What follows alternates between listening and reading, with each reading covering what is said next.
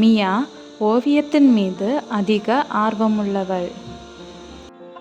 அவள் விலங்குகள், மலர்கள், கோட்டைகள் போன்ற வண்ணமயமான படங்களை வரைவதில் தனது பெரும்பாலான நேரத்தை செலுத்துவாள்.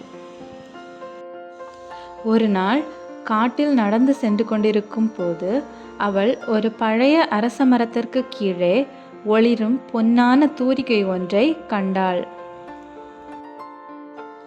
ஆர்வமாக அதை எடுத்து வீட்டுக்கு கொண்டு சென்றாள். அவள் அதை தாளில் வரைந்தபோது அதிசயமான ஒரு விஷயம் நடந்தது. அவள் வரையும் அனைத்தும் உயிரோடு வந்தன. முதலில் அவள் ஒரு ஆப்பிள் வரைந்தாள். உடனே உண்மையான ஒரு ஆப்பிள் மேசையில் தோன்றியது. பிறகு அவள் ஒரு பறவையை வரைந்தாள்.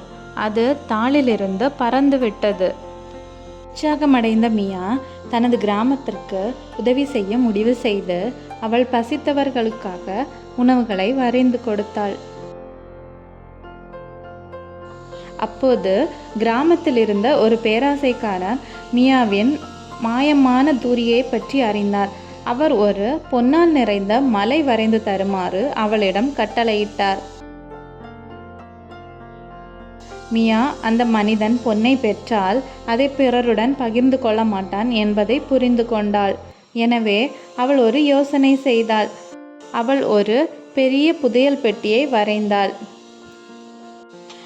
அந்த மனிதன் அதை திறந்தவுடன் ஒரு பலமான காற்று வீசி அவனை வெகு தொலைவுக்கு கொண்டு சென்றது. மியா தனது வண்ண தூரிகையை பயன்படுத்தி மற்றவர்களுக்கு உதவியை தொடர்ந்தாள்.